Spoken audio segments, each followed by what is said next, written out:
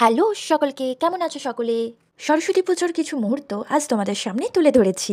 জগৎ সংসারে সকলেই আমরা পুজোর এই ছোট ছোট মুহূর্তগুলোকে এনজয় করে থাকি, তাই না?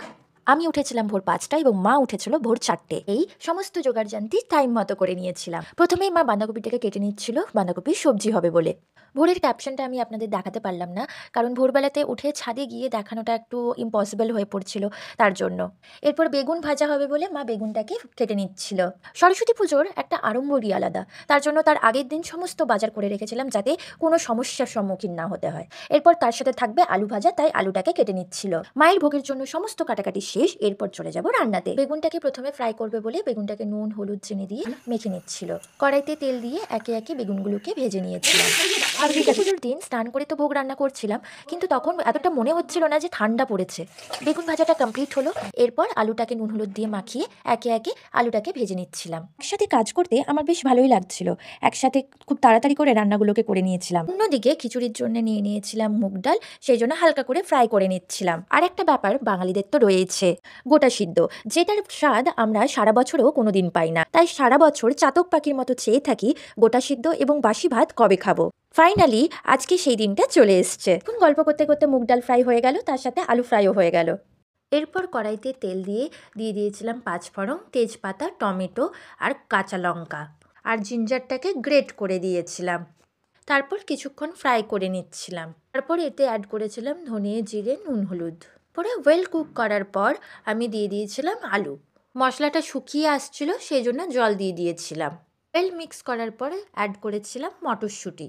খিচুড়ির মধ্যে মটরশুঁটি অ্যাড করব বলে অনেকটাই ছাড়িয়ে রেখেছিলাম। এরপর স্টিম করে রাখা ক্যাবেজটাকে দিয়ে দিয়েছিলাম। পরিমাণ মতো সুগার অ্যাড করেছিলাম। এরপর সবজিটা হয়ে যাওয়ার পর অ্যাড করেছিলাম আমুল বাটার। পরে রেডি হয়ে গেছিলো বাঁধাকপির সবজি। এরপরে বানিয়ে নেব মুগ ডালের খিচুড়ি। সেই জন্য গাজর আর আলুটাকে কেটে রেখেছিলাম। এরপর কড়াইয়ে তেল দিয়ে আমি ফ্রাই করে নিয়েছিলাম। তার উপরে অ্যাড করেছিলাম মটরশুঁটি, তেজপাতা অ্যাড করেছিলাম টেস্টটা আরও বাড়িয়ে তোলে বলে। এরপর দেখুন সবজিগুলোকে ভালো করে ফ্রাই করার পর আমি অ্যাড করেছিলাম নুন হলুদ জিরে ধনে চিনি, আবার ওয়েল কুক করে নিয়েছিলাম। মাথার মধ্যে যেন একটা টেনশন ছিল কখন রেডি করতে পারবো। এখানে আমি আতপ চালের কথা বলা হয়নি, তাই খিচুড়ি করব বলে মুগ ডাল এবং আতপ চালটাকে ধুয়ে তার মধ্যে অ্যাড করেছিলাম। ওয়েল কুক করার পর হাঁড়ির মধ্যে ঢেলে নিয়েছিলাম, অ্যাড করেছিলাম জল। সকাল সকাল বাবাকে দিয়ে দুধটা আনা করিয়েছিলাম, সেই জন্য দুধটা ঢেলে নিলাম। এরপর আতপ চালটা দুধের মধ্যে অ্যাড করলাম। খিচুড়িটা দেখে নিচ্ছিলাম যাতে নিচে ধরে না যায়। অন্যদিকে পায়েসটাও বসিয়ে দিয়েছি, আরামসে পায়েসটা হতে থাকছে। পায়েস না হলে যেন জমে না, তাই বাবাকে দিয়ে তো তাড়াতাড়ি করে পাঠিয়ে দুধটা আনা করিয়েছিলাম। কিন্তু এত সকালে তো আর দোকান খোলা থাকে না, কিন্তু তবুও আমার পাড়ার দোকানে আমি দুধটা পেয়ে গিয়েছিলাম। এরপর অ্যাড করেছিলাম কাজু। কিছুক্ষণ স্টিম করার পরে পায়েসটা নামিয়ে নেব।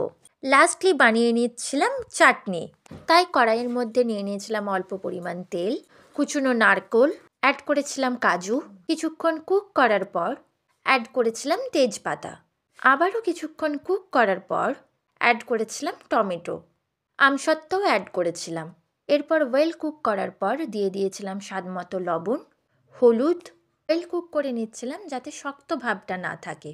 চিনি তো অবশ্যই প্রয়োজন, তাই স্বাদ মতো চিনি দিয়ে দিয়েছিলাম। এরপর পায়েসও অ্যাড করেছিলাম চিনি। এখানে 3টে পদ আমি একসাথে রান্না করছিলাম, পায়েস চাটনি খিচুড়ি।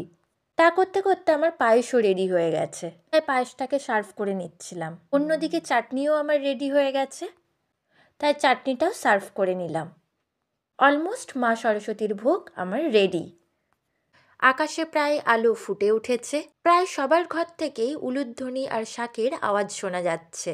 সমস্ত জোগাড়যন্তি করার পর একটা অসাধারণ ফিলিংস কাজ করছিল। আমরা সকলেই ওয়েট করছিলাম পুরোহিতের জন্য, কখন পুরোহিত আসবে। এরপর আগমন ঘটল আমাদের পুরোহিতের। আমরা রোজই কিছু না কিছু লার্ন করি, কিন্তু আজ আমি একটা অন্যরকম শিক্ষা লাভ করতে পারলাম।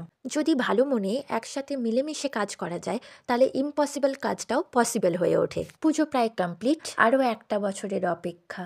এই দিনটার জন্য ছোট বড় সকলেই অপেক্ষা করে থাকি। আজকের মতো এইটুকুই, আবার দেখা হবে নেক্সট ভিডিও।